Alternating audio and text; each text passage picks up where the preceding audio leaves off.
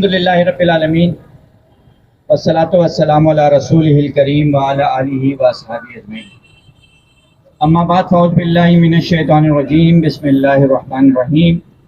یا ایھا الذین آمنوا کونوا قوامین للہ شہداء بالقسط، صدق اللہ العظیم۔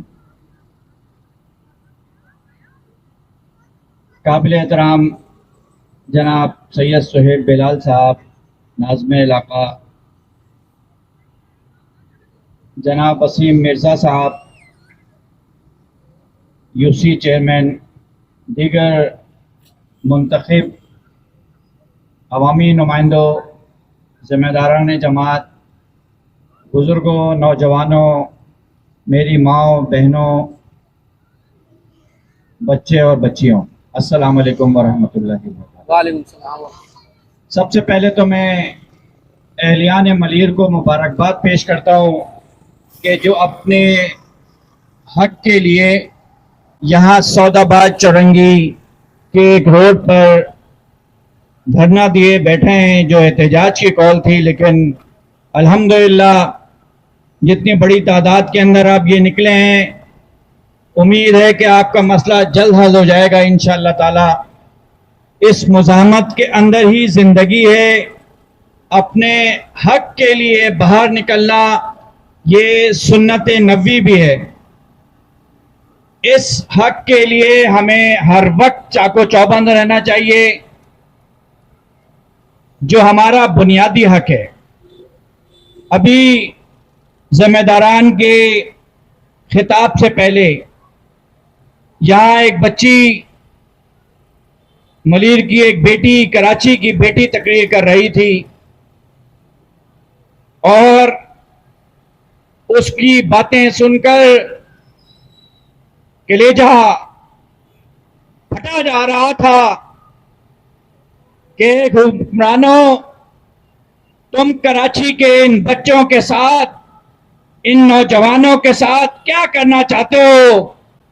تم نے نوکری کے دروازے ان پر بند کر دیے، تم نے اس شہر کو تباہ کر کر یہاں کے کاروبار کو تباہ کر دیا ہے، یہاں کے امن و امان کو ختم کر کے یہاں سے انڈسٹریز کو پنجاب اور ملک سے باہر منتقل کر دیا ہے۔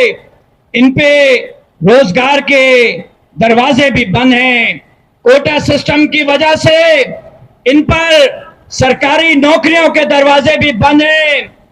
تم ان کو انٹر میں اور میٹرک میں کم نمبر دے کر پورے صوبے میں مقابلے کی سطح پر بھی نہیں آنے دیتے۔ پھر اس کے بعد ظلم یہ ہے کہ جب ان کے امتحان شروع ہو تو یہاں پر 3 گھنٹے سے لے کر 18 گھنٹے کی لوڈ شیڈنگ ہو۔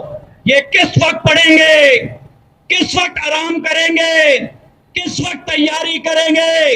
اور یہ سرکاری اسکول ہے، امتحان جاری ہوتا ہے اور لوڈ شیڈنگ ختم نہیں ہوتی۔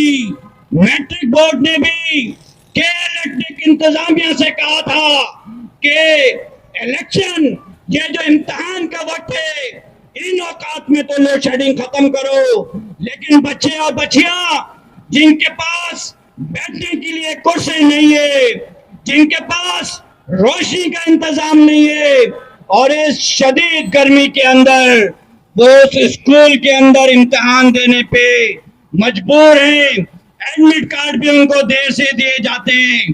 تم نسل کشی کر رہے ہو اہلیان کراچی کے ان بچے اور بچیوں کی، تم ان کی تعلیمی نسل کشی کر رہے ہو۔ تم نے ان کے اوپر پہلے معاش کے راستے بند کیے ہیں، اب تعلیم کے راستے بھی بند کرو گے۔ ایسا نہیں ہونے دیں گے۔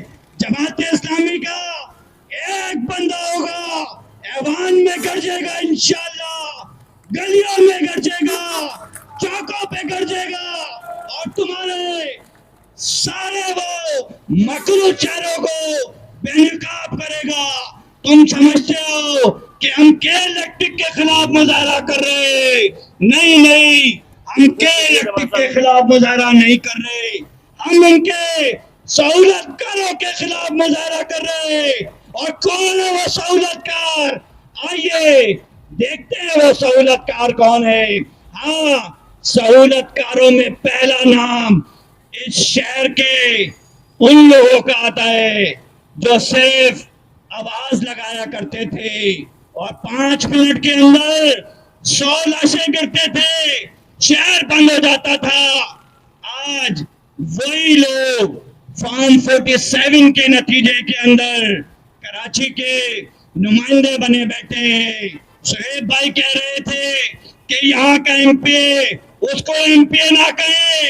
2200 ووٹ لے کر، اس سے زیادہ ووٹ لے کر تو ملیر میں ہمارے کونسلر جیتے.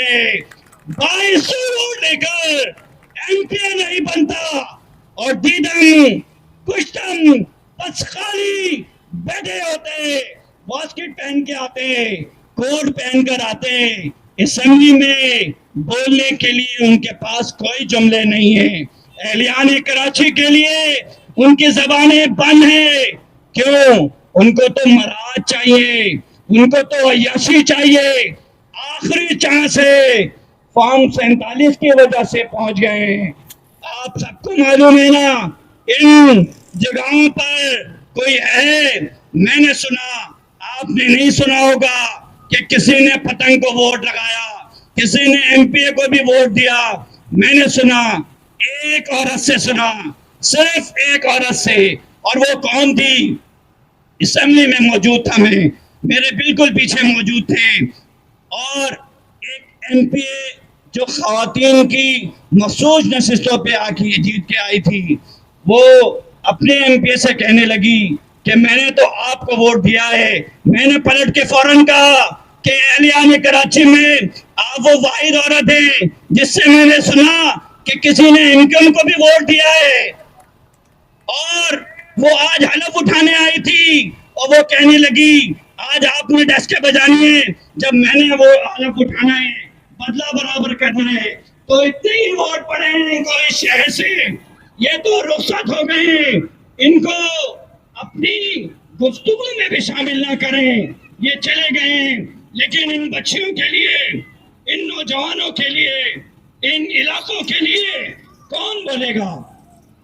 جماعت اسلامی کا نمائندہ بولے گا، جماعت اسلامی کے ذمہ داران بولیں گے، ہمارے یو سی چیئرمین بولیں گے، ہمارے کونسلر خالی بولیں گے نہیں، آپ کے ساتھ کھڑے ہوں گے انشاءاللہ، چوکوں پہ بھی کھڑے ہوں گے.